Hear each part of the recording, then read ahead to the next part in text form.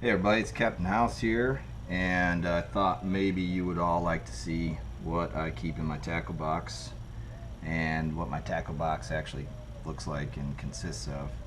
This is a bit of an overkill. I carry this all along with me just, in the odd chance I would need it. 90% of the time I'm running live baits off of what they call like a tourist rig, which I'll explain in another video. But I like to be prepared. If I see a tarpon, if I want to go offshore, catch Goliath grouper, whatever it might be, I like to have all of these options available to me. So let's start with my actual box. This is a Flambeau Outdoors dry box. Not really designed to be a tackle box, I don't think. It's a dry box, really. It's got a rubber seal around the front, around the top. It's got this nice little compartment here. I think I paid 15 bucks at the most. I got this in 2011. I take it with me everywhere. It does everything I need and more.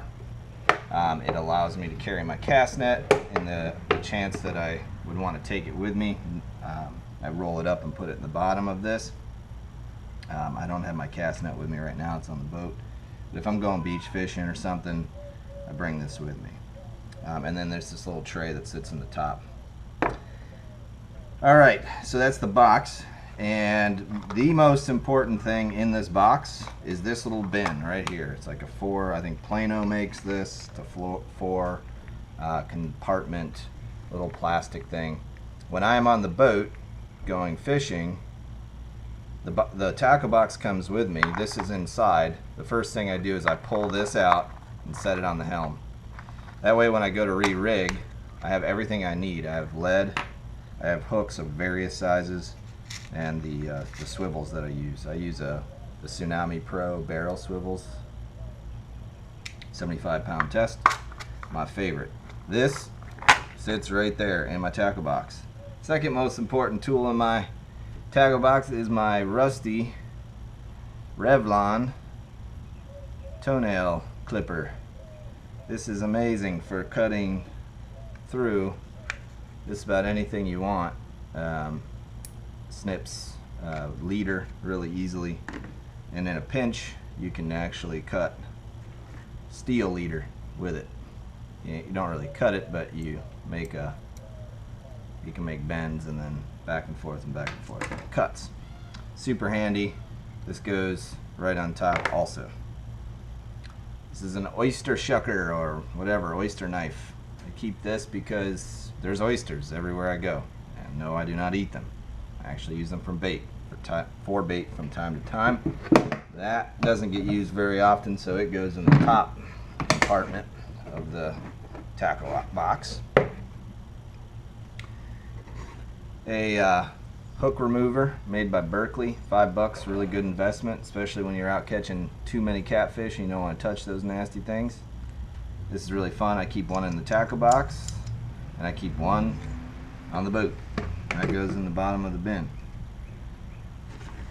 The other things I keep on hand are all different sizes of leader. The most common leader I use is the 30-pound clear. I have 40-pound, I have 50-pound, and I have 125-pound. The 125-pound is for my shark rigs, and I'll explain that in another video. This gives us stretch. Okay, those all go down in the bottom of the bucket. I keep a little bit of line, small line, on the boat or in my tackle box. A little bit of rope. Just makes a handy stringer, or if you're wanting to tie something up, you got it available. That doesn't get used that much. WD-40 no mess pen. These are really great. Anything that looks rusty and needs a little oil. Doesn't get used much. That goes on the top. I don't fish artificials that often, but when I do, Bone Colored Spook Junior is a fantastic little lure. Rattles, it floats on top. It's my go-to for topwater. That goes in the top of the bin, and then if I want to do a little bit of underwater, If I see a school of Spanish mackerel or something, I use this guy. I don't know what this thing's called, but they're killer. They're deadly. I also keep some pre-made shark rigs in my tackle box in a Ziploc. Go on the top. I keep a couple of weighted floats for tarpon rigs. Those go on the very top also. I keep a stone for sharpening things like hooks and knives. A lot of people don't sharpen their hooks anymore. They get chemically sharpened hooks. Sometimes I like to buy like these cheap ass Eagle Claw laser sharp, whatever you call them, and they get a little rusty or something, and run them over a stone and they'll sharpen right back up. So that's a really handy little piece of equipment. That goes into the very top also. It's pretty much everything that goes in the top. Close that.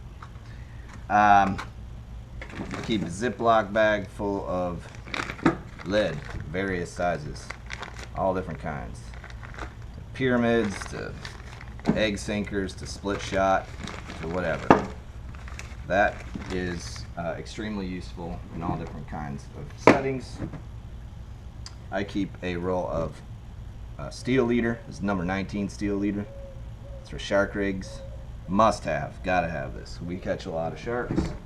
Southwest Florida. Goes in the bottom. Extra swivels. Buccaneer makes these guys. These aren't my favorite, but if you're beach fishing and you want to catch some Spanish mackerel, you bounce one of those off the bottom. I keep those. I also keep some 500-pound swivels, and that's for shark rigs and Goliath groupers. And then extra, like 100-pound, I think. Yeah, these are 100-pound barrel swivels. You need a little extra torque on your swivels. And those go down in the very bottom. I also keep like some cheap sized number 2 hooks that rust. I keep these around if I'm just goofing off catching snapper or something and I don't want to use my real expensive owner hooks. You know, I keep those. And then I grab a can of WD-40 and spritz it in a little box. And then that goes right there. And I do that with all my hooks. Take a little WD, spray it on top of these cheap hooks, and that keeps them from oxidizing in the salt water. Last but not least, my hooks. I use owner hooks for the most part, unless somebody gives me something else, or if I can't find what I want. My go-to, I have 2 go-to hooks. My owner mosquito hooks caught like enormous snook and redfish on small hooks. You do not need an enormous hook to catch a big fish. These are fantastic. They're razor sharp. You can catch everything from grunts to snapper to all the way up to 40 some plus inch snook. I have done that. Awesome hook. Owner number 2, circle hook. That's a fantastic little guy right there. I use those quite a bit, and then I go up to size 3 if I'm fishing some big jack or something. That gets if I need it. These are the for any if I start using soft plastics, which I very rarely ever do anymore. But I'm such a lazy fisherman. I don't like throwing lures. Don't really know why that's in there, but it's in there. Those are extra hooks. These are all going on the top. Big, thick, super monster owner hooks. These are I don't even know, a 9/0? Yeah, 9/0. These are for Goliath grouper and shark. And then some aluminum hooks. I don't even know why I carry these. I probably shouldn't, just because they don't dissolve. Like if you had to leave one in the mouth of a shark or something, they would not dissolve. That's something bad. I'm not sure why I still have those. I think they were given to me or something. But in a pinch, you need one. You got it.